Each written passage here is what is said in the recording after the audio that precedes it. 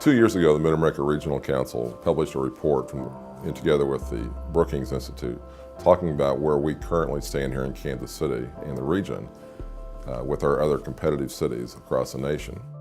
Some people refer to this report as a wake-up call. Personally, I consider it a bucket of cold water in the face because it woke a lot of people up to the fact that things aren't as rosy here as they could be. Not that they're bad, but they could be better. And if we didn't make some systemic changes, things weren't going to improve. Well, KC Rising is really about regional prosperity, about elevating the Kansas City metropolitan region as a whole into a more competitive place nationally and internationally. Doug and Scott have been influential leaders for the KC Rising program from day one. Almost 2 years ago, these gentlemen dedicated their own time and energy to the cause of bringing this effort forward, assembling hundreds of people, organizing all aspects of our community and our region to put forth this effort.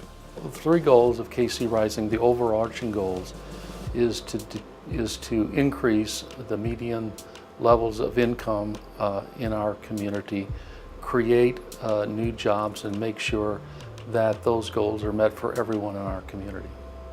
Scott and Doug have been particularly diligent about making sure that this initiative is about both growth and opportunity.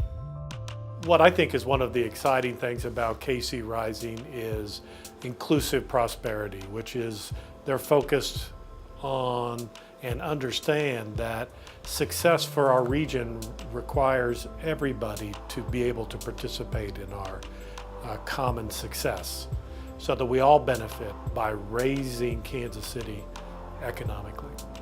Really, Doug and Scott were were instrumental to creating that atmosphere and that culture of everybody leaving their own agendas and priorities at the door and really coming into the process with the attitude of we're here to benefit this entire vast Kansas City region. They stepped up and they have spent countless hours engaging not only us that were concerned in the public sector, but they got private companies to come in and come to the table and discuss these issues.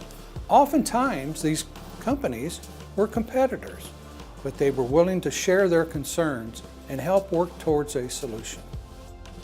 One of the attributes that I admire most about leaders like Doug and Scott is the courage that it takes to step out and take a risk.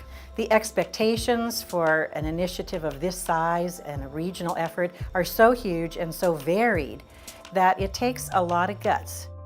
I think one of the things that has made Doug and Scott both very successful as leadership components of this process is that they're both very personal people.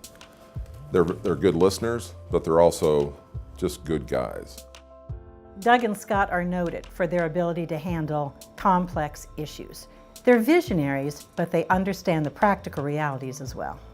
Both Doug and Scott have made it clear that the KC Rising effort has to be data-driven, that we can't just announce that we have succeeded or announce some type of victory. They want to make sure that we can document through statistics that the three overriding goals of KC Rising have been met. Very ambitious undertaking, and I am so impressed with Doug and with Scott and the leadership to really say we're going to challenge ourselves. You know, I think that KC Rising is worthy of people's time and their effort, and Doug and Scott have shown through their leadership that if we work at this and we persevere at it, it helps our community because we increase our global competitiveness, we increase our ability to be entrepreneurial and innovative. It increases our ability to attract the type of human capital that we need to have to meet those other two goals and a lot more. And it makes our community stronger, and it makes it stronger for all of us.